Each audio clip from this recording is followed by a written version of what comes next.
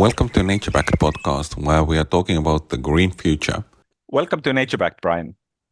Very excited to be here on the podcast. Thank you for having me. Let's start off where did it all start from? Where did it all start from? Wow, that's a large question. I mean, So there a was a little bit big about bang. myself. There was a big bang eventually in the beginning, I know, but on your case with the company. Sure. I started the company about 4 years ago. This is my second company, so I guess I'm a repeat founder. But my previous company was called Fresh, and actually, I was focused on investing and building very early stage companies that had a mission that mattered. So I was always interested in companies that were building a better future. And so I guess quite early on, as part of that company building thesis, came into contact with energy companies, water companies, now broadly known as climate tech companies. And I actually also personally did my own thesis research at Princeton on the topic as well.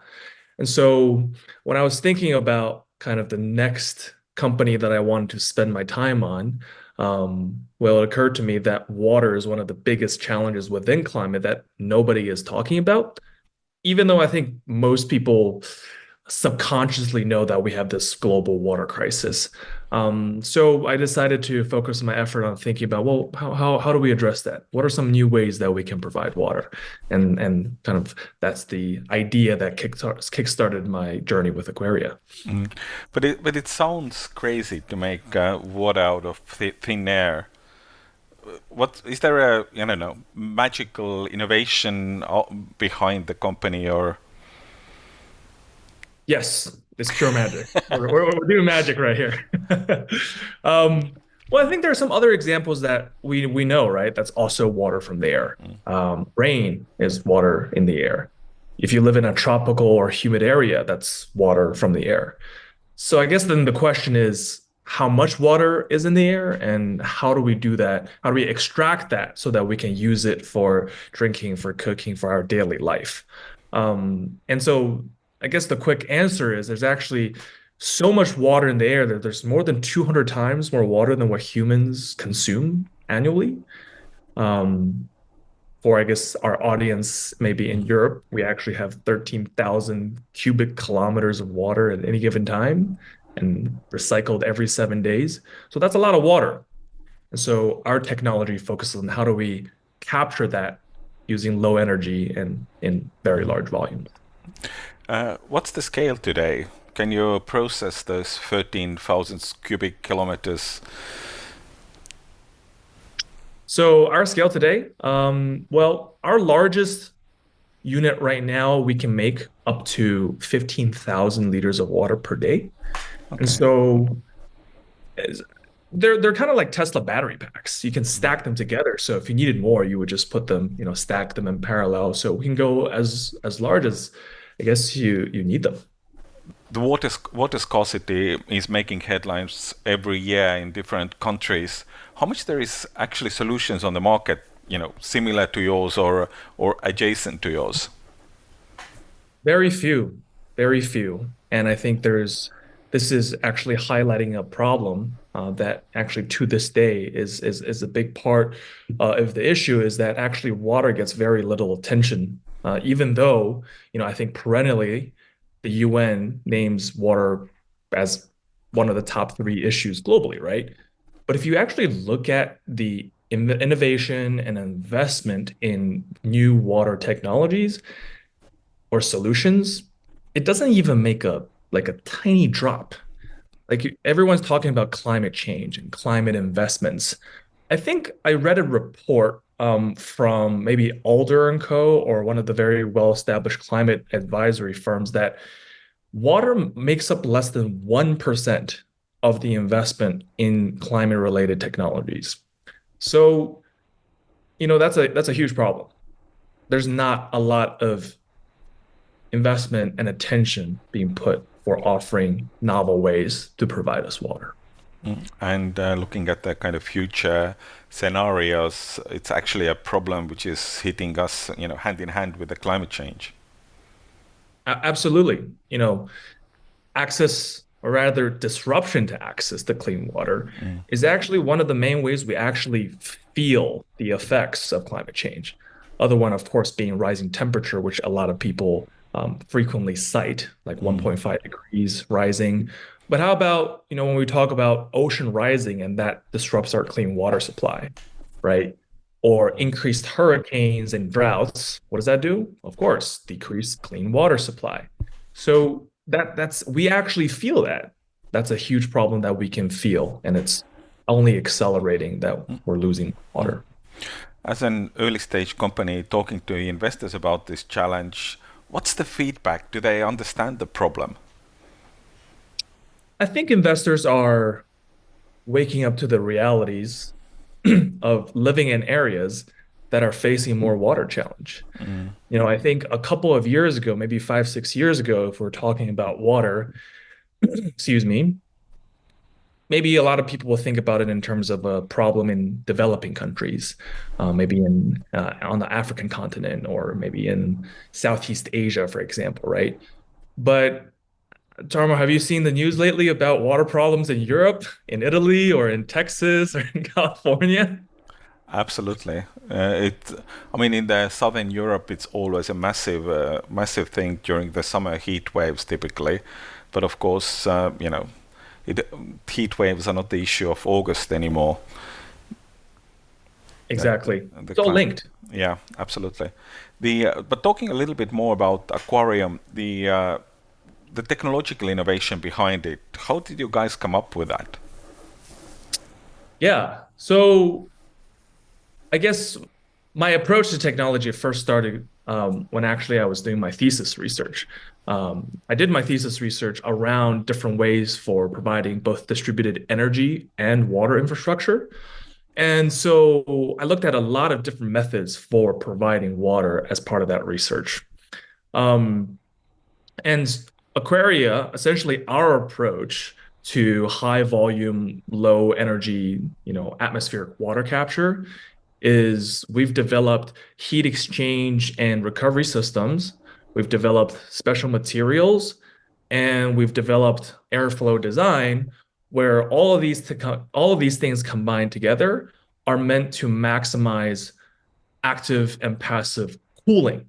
Cooling is at the center of what we do, and cooling is what produces water. I know that was a mouthful, but that's kind of how our technology I works. mean, most people thinking about their AC devices, they kind of understand that cooling produces water. Probably, not one on one, but in a similar way, right? So condensation is the principle. So this is where I think the comparison starts, but also stops. Is that it's a great way for us to understand what the technology principle is, or namely here, it's condensation, right? Reaching the dew point. But then it's how do you do that at scale, making very large volumes of it, and then using low energy? Because water as a byproduct of a normal cooling process is very energy intensive and very low amount of water. And so our technology is focused on the volume part and the low energy part. Typically, with taking the new technologies to the market, the challenge is the price in the early days. Where are you in the price challenge for a person outside the water industry? You mentioned, I think, 15,000 liters per day. For me, I mean, I don't know what that means. So, how far are you on the price curve of innovation bringing and the scale bringing the price down? Yeah.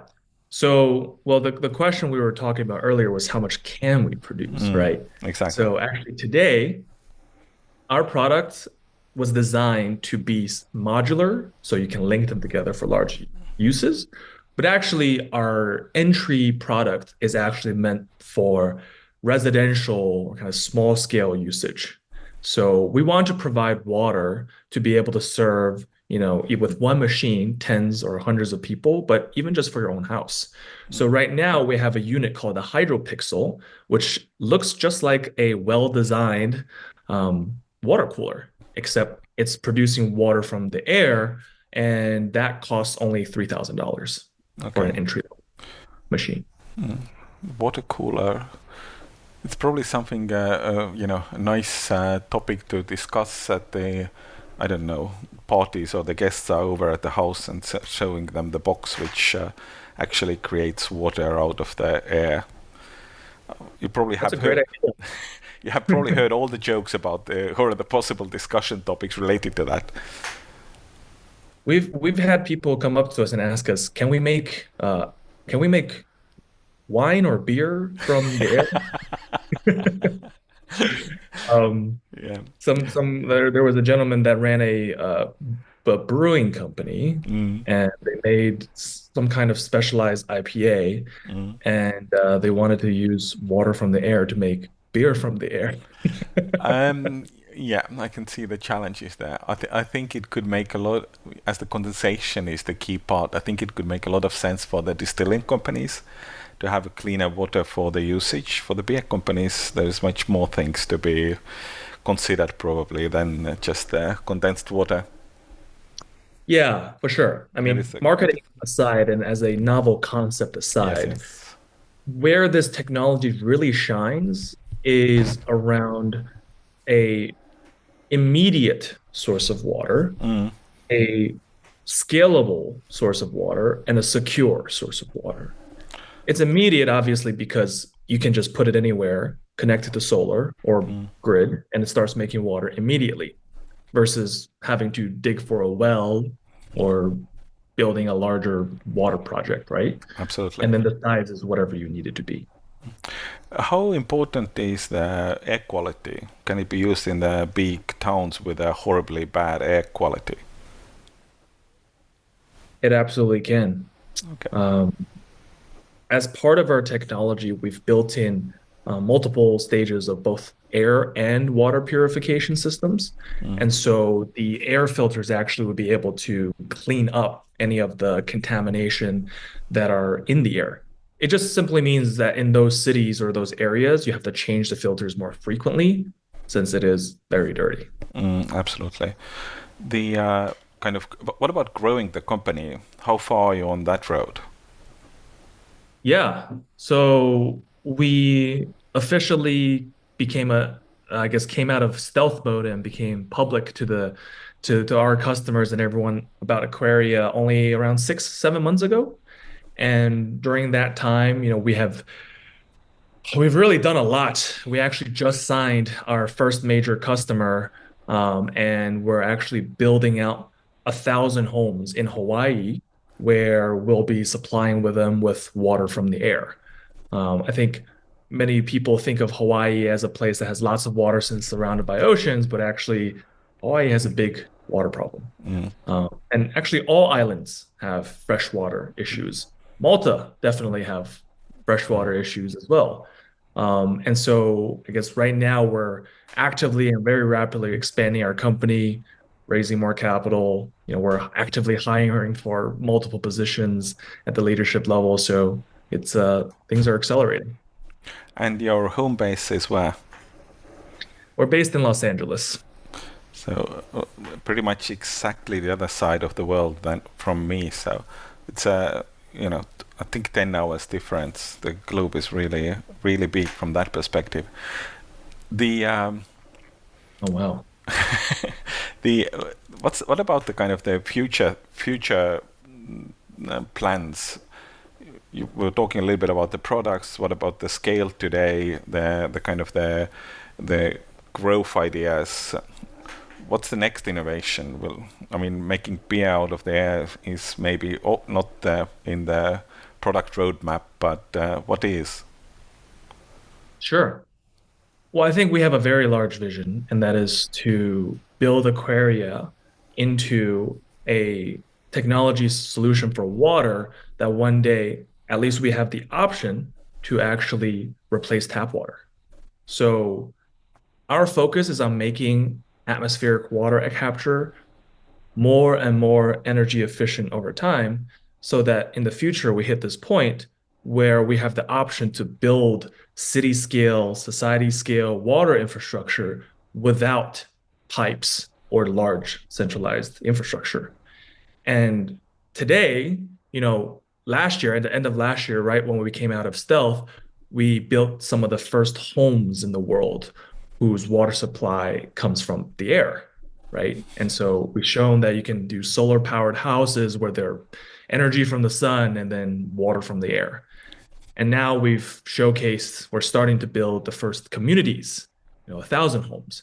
So, I think our journey is continuing to prove to the public, to investors, to customers that, we can do this repeatably, bigger and bigger, and secure your community's water supply.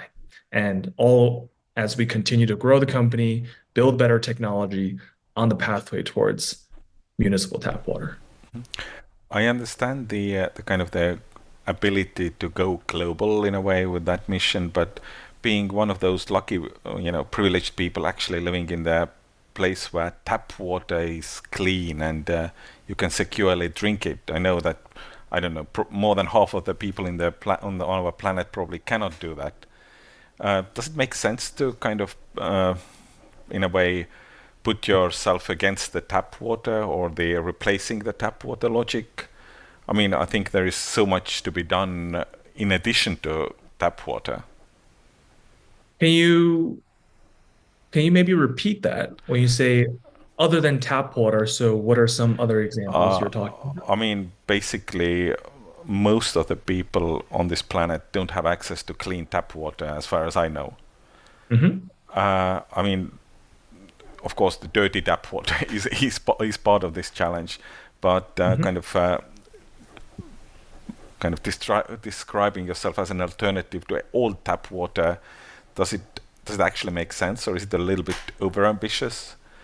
If the tap water is actually clean, why would one need to kind of dig out the pipes and replace it fully?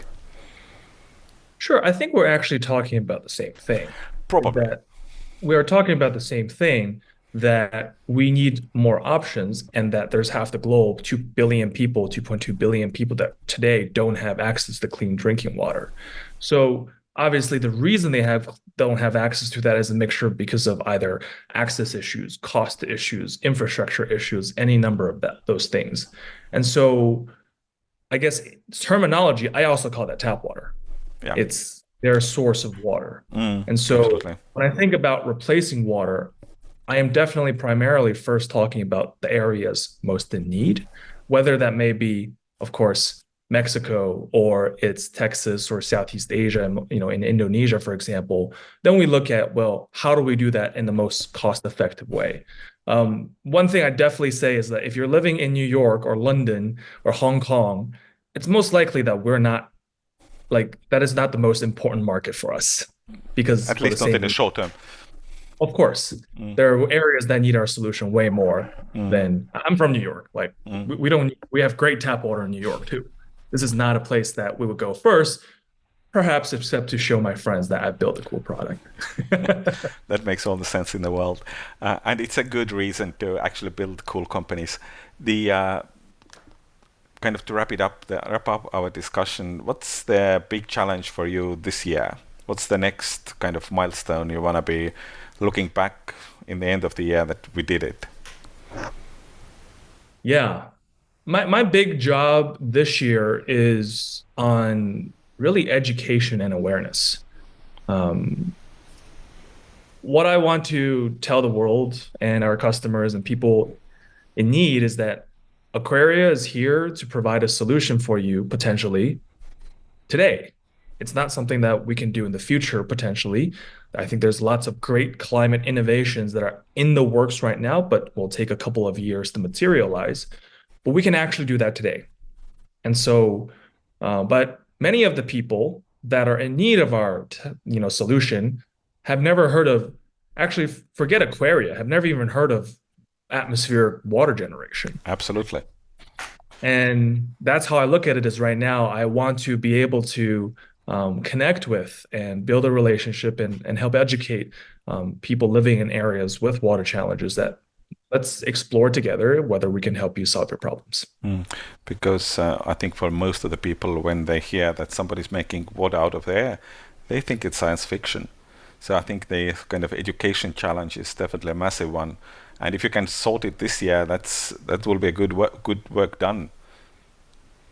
It's not just this year. I'll be doing this for the next decade, 2 decades, and keep on doing this and keep on telling everyone. And Oh, of course. one day it will be as easy to understand. I'm sure there was some person like 20, 30 years ago where they said, I'm going to get energy from the sun. And it's the same thing. How are you going to get energy from the sun? That sounds ridiculous, right? But now it's commonly accepted that you can get Absolutely. massive amounts of energy from the sun. Common I think knowledge. Absolutely. Good stuff. Thank you so much, Brian, for this interview, and good luck in your endeavors. Thank you so much. It was really fun to do this today together, and let's definitely, hopefully, your audience gives us a good review for this as well. Yeah. Thanks so much. Bye-bye. Thank you so much. All right. Have you ever wondered what actually happens in Congress every day? Stay informed on Capitol Hill's daily happenings with a concise, factual summary of the Senate and House of Representatives' activities from the previous session, free from bias, on the Congressional Record Daily Digest podcast. Subscribe on your favorite podcast platform and discover the process from the heart of U.S. politics. The Congressional Record Daily Digest, an Electricast production. Electricast.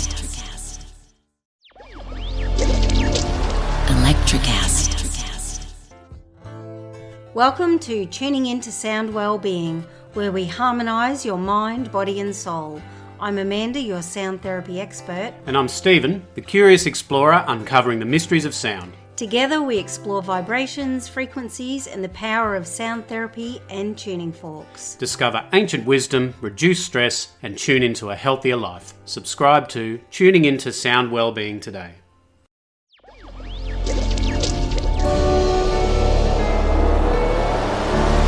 Electricast.